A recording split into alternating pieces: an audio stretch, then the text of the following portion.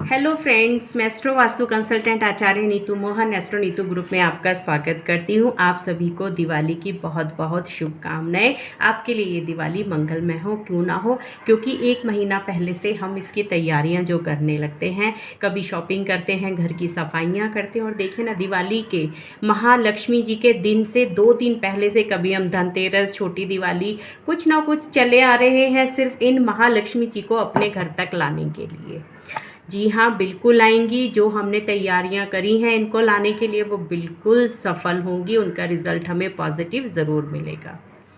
दिवाली की पूजा विधि बताने से पहले हमने जो छोटी छोटी चीज़ें करी थी उनके लिए हम देखते हैं क्या क्या हमने धनतेरस वाले दिन आपको बोला था कि एक चौकी लगाइए, और चौकी पे हमने कलश और ये सब स्थापना कर दी थी। कलश के साथ लक्ष्मी जी की, गणपति जी की, कुबेर जी की स्थापना हम ऑलरेडी कर चुके हैं।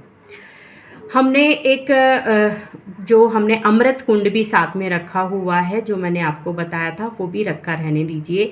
दिवाली की पूजा पर हमें 2 चीज़ें और करनी है। हमें एक तो नवग्रह की स्थापना करनी है, जैसे हमने नवरात्रों में करी थी कि 9 जगह हमने दिए लगाए, चावल की ढेरियाँ बनाई थी, उनके ऊपर सुपारी रखी थी, 1-1 रुपए का जो सिक्का था, कॉइन रखा था, और फिर उनको हमने विधि विधान से पुष्प, जो धूप, दिया, वस्त्र सब कुछ चढ़ाए थे, रोली, महावर सब कुछ दिया था। ऐसे ही हमें षोडक वर्गा और बनाना है। वो कैसे बनता है? सेम जैसे हमने 9 बनाए हैं, हमने यहाँ पर चावल की ढेरियाँ रख के बनाई है। वहाँ पर हमने 16 जगह चावल को एक दूसरे से मिलाते हुए, मैं फ़ोटो डाल दूँगी, आप उसको देख लीजिएगा, लगाते हुए हमें 16 जगह चावल रखने हैं, ठीक है। और उनके ऊपर हमें कोई सुपारी की ज़रूरत नहीं है। और अगर आप षोडक वर्गा नहीं बना सकते हैं तो आपको 16 जगह चावल की ढेरियाँ रखनी है, उसके ऊपर 16 सुपारी रखनी है, फिर हमें 1-1 सिक्का रख लेना है। तो हमारी नवग्रह की स्थापना षोडक वर्गा के साथ हो गई है। ये ज़रूर बनाइएगा दिवाली पे। इसकी फ़ोटो मैं आपको भेज दूँगी, उसमें देखकर आप बनाते रहिए। जब ये वीडियो डालूँगी साथ में वो भी मैं डाल दूँगी। अब देखिए, हमने ये चीज़ें कर ली, हमारी दिवाली की पूरी तैयारियां हो चुकी हैं। इस दिन हमने धन पोटली भी बनानी है। जो मैंने धन पोटली आपको बताई हुई है, वो धन पोटली भी आप यहाँ पर रख लीजिए, उसका सामान, क्योंकि वो भी पूजा में होना होता है। माता रानी के लिए 5 तरह के फल और 5 तरह के मेवे और 5 तरह के फूल सीजनल अलग अलग आप ले लीजिएगा। अगर आपको वहाँ नहीं मिलते हैं तो गुलाब के फूल नॉर्मली हमें मिल जाते हैं हर जगह, और हम उनको यहाँ पर यूज़ कर सकते हैं, ठीक है। 5 मेवे नहीं हैं, 5 मिठाइयाँ नहीं हैं, तो 1 मिठाई से भी काम चल जाएगा, 1 मेवे से भी चल जाएगा, क्योंकि भगवान ऐसे नहीं है खाने पीने के बहुत भूखे हैं, नहीं। सिर्फ हमें उनकी खुशियों के लिए हम ये सब चढ़ाते हैं, लेकिन उनको भी पता होता है कि ये नहीं है तो क्या वो खुश नहीं होंगे? वो तब भी खुश होते हैं। उनकी तो बस नियम के अनुसार विधि विधान से पूजा करनी चाहिए। हम दिवाली की पहले तो देखते हैं कि दिवाली का एक्चुअली जो मुहूर्त है ये सब कब पड़ रहा है। दिवाली देखिए, जैसे मैंने बोला 24 तारीख की नाइट में वो लग रही है, और 24 तारीख की रात में जब वो लगेंगी तो इनका वो 6 बजे से लग जाएंगी। और मुहूर्त जो है वो बहुत लिमिटेड टाइम के लिए है, 7 बजे से शुरू हो जाएगा और 8:15 तक ही मिलेगा। सिर्फ 1-1.25 घंटे का मुहूर्त है, यानी कि 7 PM स्टार्ट है दिवाली, मेन दिवाली का जो पूजन है, और 8:15 तक रहेगा। इसमें आपको पहले से ही सारी तैयारियां करके रखनी है, जिससे आपकी विधि विधान के साथ पूरी पूजा हो जाए, क्योंकि पूजा लंबी भी होती है। हमें जो हमारी धन लक्ष्मी, उनकी भी पूजा करनी है। धन पोटली जो बनाई है, काफ़ी सारी चीज़ें हैं। तो यहाँ पर मैं आपको बताती हूँ कैसे शुरू करना है। सबसे पहले हमने ध्यान लिया, हमने अपने हाथ में फूल लिए, अक्षत लिए, और ध्यान करा कि हमारे घर में देवी देवता यानी कि लक्ष्मी माता कुबेर जी के साथ, गणपति जी के साथ आ रही हैं, और यहाँ पर वरुण देवता स्थापित है। आप इनकी पहले आप ध्यान करिएगा। ध्यान करने के बाद आप उनको समर्पित कर दीजिएगा। ध्यान के बाद आपको जो करना है, उनका आवाहन करना है। फिर हाथ में गुलाब का फूल लेंगे, कोई भी फूल आप ले लीजिए, अक्षत लेंगे और उनको निमंत्रण कि ये मेरा घर है, आप इसमें आप आइए, मैं आपका स्वागत करने के लिए बैठा हूँ या बैठी हूँ। फिर वो चावल आप उनके चरणों में डाल दीजिए। अब आपको पुष्पांजलि लेनी है। पुष्पांजलि में क्या क्या होता है? पुष्पांजलि में आपको थोड़े से फूल लेने हैं खाली, उनको उसके हाथ में फिर ऐसे रख के बैठ जाना है और उनको फिर मतलब आने के बाद कहते हैं ना वेलकम कर रहे हैं, तो उनके पैरों में, और ये सबके में चढ़ाना है। यानी कि गणपति जी, लक्ष्मी जी, कुबेर जी, आपके जो वरुण देवता हमने स्थापित करे हुए हैं, सबको देना है ये, ठीक है। मैंने आपको बोला था विष्णु जी की भी फोटो आप ज़रूर रख ले, उनको भी देना है। अब आप उनका स्वागत करिए हाथ जोड़कर, लक्ष्मी जी से सबका नाम लेते हुए सबको विनती करिए कि आप मेरे घर में आकर ऐसे ही विराजमान होइए, और उनको हाथ जोड़कर उन सबके चरणों को छू लीजिए। यानी कि अब उसके बाद जब चरण छू लेंगे तो हमें क्या करना है, हमें उनके पैरों को साफ जल से धोना है। जैसे कोई गेस्ट आता है तो हम उनके पैर चरणों को धो रहे हैं, उन सभी के चरणों को धोना है। हल्का सा छिड़काव आपको कलश पे भी करना है। फिर उसके बाद आपको अर्घ्य देना है। अर्घ्य में क्या क्या होता है? अर्घ्य में आपको सर से हल्का सा छींटे देने हैं, उनके सर से पैर तक अर्घ्य दे दिया आपने। यहाँ पर मंत्र का भी आपको ध्यान रखना है, अगर किसी को आता है तो पढ़ लीजिए, नहीं तो यही बहुत होता है। फिर स्नान कराइए, जो हम उनको बोलते हैं पंच स्नान।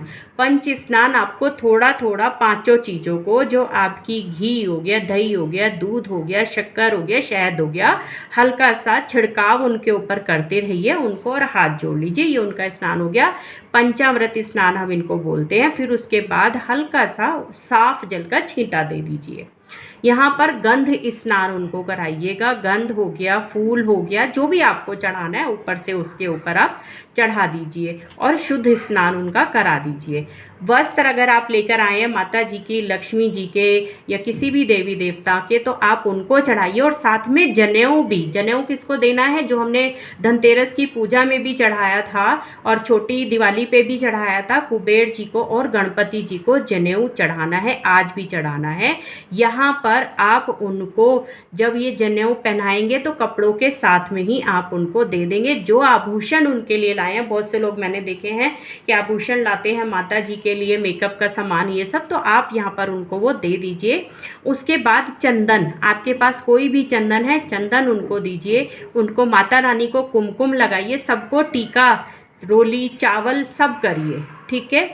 और यहाँ पर उनको जब भी आप कुमकुम और ये सब समर्पित करेंगी ना करके कि उनकी पूजा में, जैसे तो मतलब टाइम पहले, सबसे पहले टीका से शुरू करिए, फिर अक्षत छिड़किए, फिर उनको धूप दिखाइए, दीप दिखाइए, ये सारी चीज़ें आपको ऐसे करनी है। थोड़े से अक्षत भी डालने हैं, चंदन मैंने आपको बताई दिया। फिर उसके बाद फिर से आपको पुष्प समर्पित करने हैं।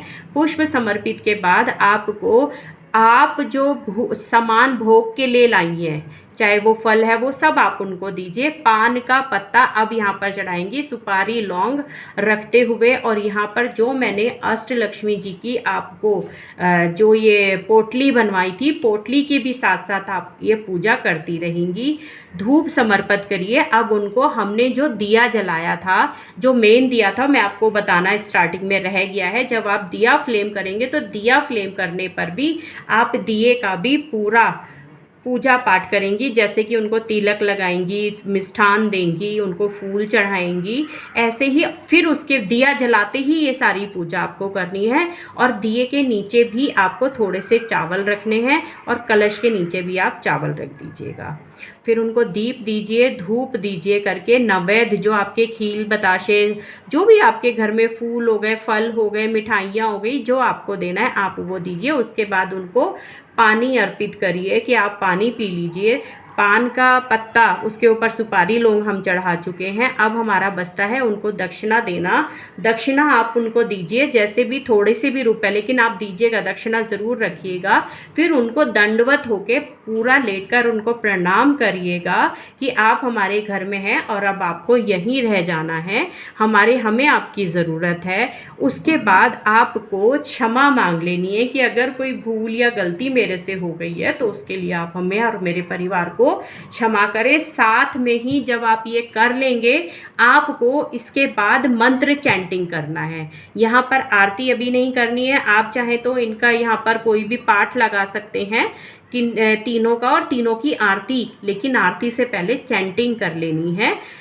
जो आपको आती है वो करिए, जैसे मैंने बताया ओम लक्ष्माय नमः कमलगट्टे की माला लेकर, तो आप उसको लगाइए और चैंटिंग के बाद आप आरती करेंगे। और जब ये चैंटिंग हो जाएगी तो आपने वहाँ पे जो पोटली रखी हुई है वो भी आपके सामने ही है, उनको अब वहाँ पर बांधना शुरू कर दीजिए। जैसे मैंने आपको पोटली बांधनी बताई है, आप अब वैसे ही पोटली यहाँ पर बांध लीजिएगा करके, और आपको यहाँ बहुत ही अच्छा रिजल्ट आ जाएगा।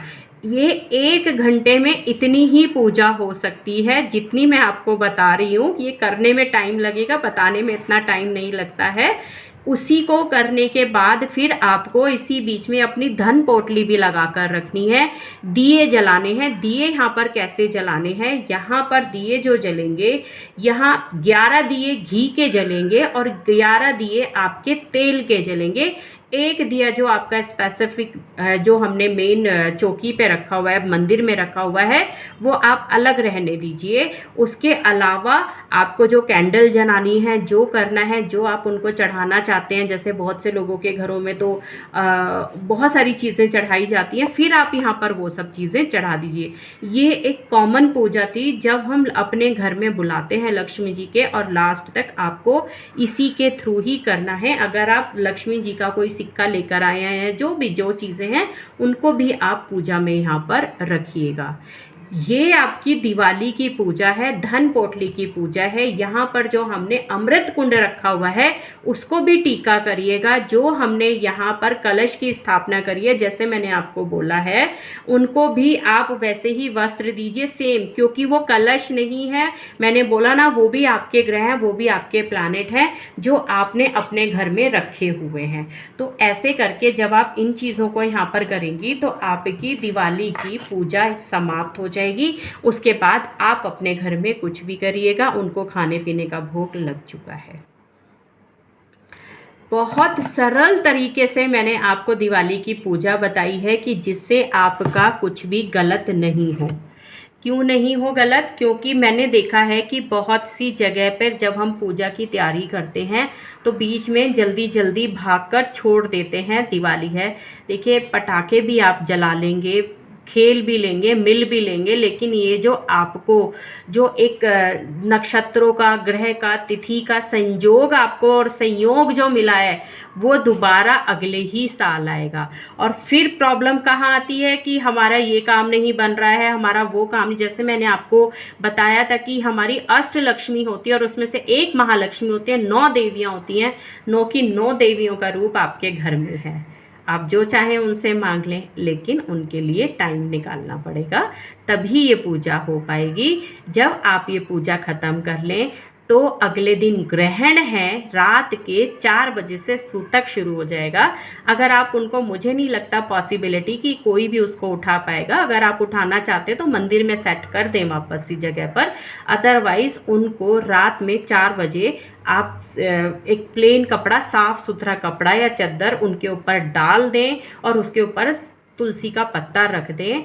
और जब हमारा सूर्य ग्रहण ख़त्म हो जाए, ख़त्म होने के बाद गंगा जल का छिड़काव छींटा मार के और आप उनको वापस से पूजा के लिए, क्योंकि अभी गोवर्धन की पूजा रह गई है और भाई दूज की पूजा रह गई है, वापस से आप उनको वैसे ही यूज़ कर लें।